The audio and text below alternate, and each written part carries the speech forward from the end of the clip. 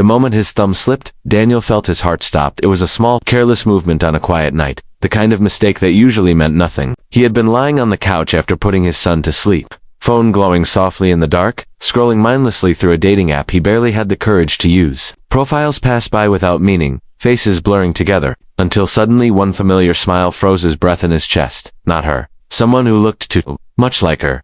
Before his brain could catch up, his thumb tapped the screen. Liked. Daniel sat up straight, blood rushing to his ears. His stomach dropped as the name loaded. Fully. It was her sister. His ex-wife's younger sister, and just as panic began to swallow him whole, his phone buzzed. So, you're the word stared back at him like a spotlight catching him in a lie he hadn't even meant to tell. Daniel locked the screen, pressed the phone against his chest, and closed his eyes, feeling the weight of years crash down all at once. He hadn't planned to be here. Not on that couch, not alone, not a single dad at 36, haunted by a past he thought he'd buried. Life hadn't unfolded the way he imagined back when he believed love was permanent and promises were unbreakable. There was a time when Daniel had everything he thought he needed. A steady job, a small but warm home, a wife he adored, and eventually, a son who became the center of his universe. But somewhere between late nights, unspoken resentments, and grief they never learned to talk about, his marriage cracked. When it finally broke, it did so loudly and painfully, leaving scars that didn't show but never stopped aching. The divorce was messy, emotional, and public in the ways that matter most. Family gatherings turned cold, friendships fractured, his ex-wife moved on faster than he could understand, while Daniel stayed behind, trying to rebuild a life that suddenly felt too quiet.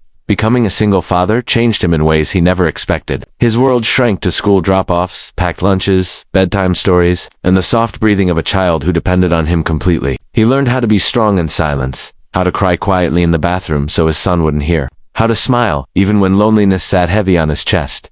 Dating felt impossible. Every time he thought about it, guilt followed close behind. Guilt for moving on. Guilt for even wanting companionship. Guilt for still carrying pieces of his past into every new thought of the future. That night, downloading the app had already felt like crossing a line. He told himself it was harmless, that he wasn't really looking for anything serious.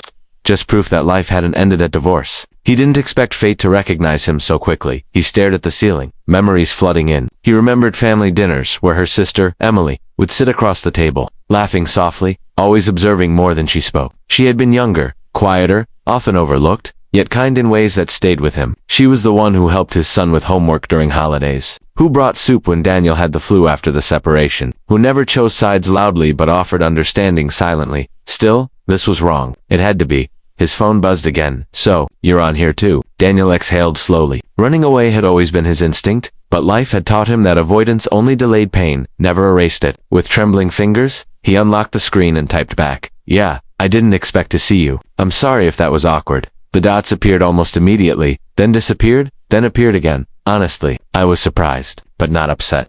Those words settled into him differently than he expected. There was no accusation, no judgment, just honesty. What started as an awkward exchange turned into cautious conversation. They joked lightly about algorithms and bad profile pictures. They avoided the past at first, dancing around it carefully, like two people crossing thin ice. Yet beneath every message was an unspoken understanding of shared history and shared wounds. Days passed, then weeks. Daniel found himself looking forward to her messages more than he wanted to admit. Emily had a way of asking about his day that felt genuine, not polite. She asked about his son by name, remembered small details, encouraged him without making him feel broken, for the first time in years.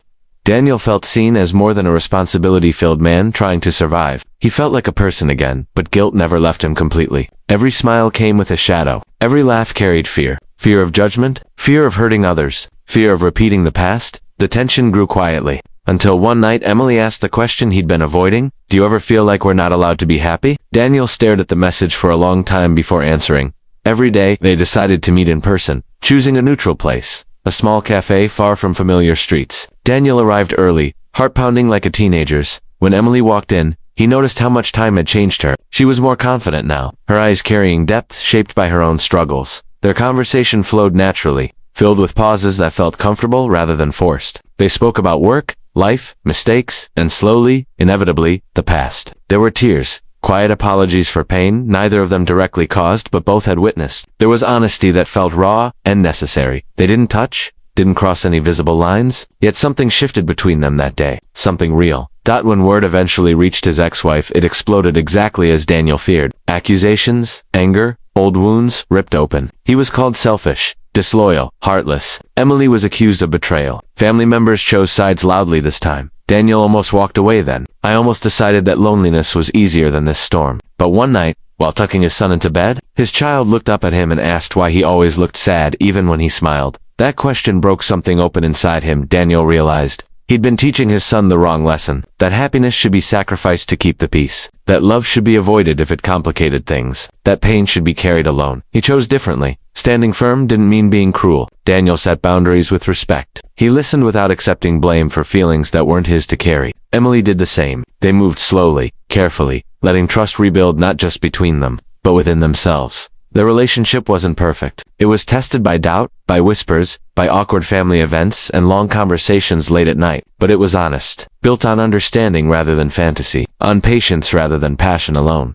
Over time, the noise faded. Some wounds softened, others remained, but no longer controlled their choices. Daniel became lighter, not because life became easier, but because he stopped punishing himself for surviving. He laughed more openly. His son noticed. So did everyone else. Years later, Daniel would think back to that accidental like and smile at how close he came to running from a second chance. He learned that sometimes, redemption doesn't arrive in dramatic gestures, but in quiet courage, in choosing growth over guilt, in believing that past mistakes don't disqualify you from future joy. Life didn't reward him with perfection, but it gave him peace, and love that felt earned, not stolen. As the story closes, remember this: sometimes the smallest moments carry the power to change everything. Don't let fear convince you that you're unworthy of happiness, or that your past defines your future. Growth begins when we choose kindness, toward others, and toward ourselves. If this story touched your heart, reminded you of your own struggles, or gave you hope, show your support by liking this video and subscribing to the channel Kindness Talks. Your support helps keep stories like this alive, reaching hearts that need them most.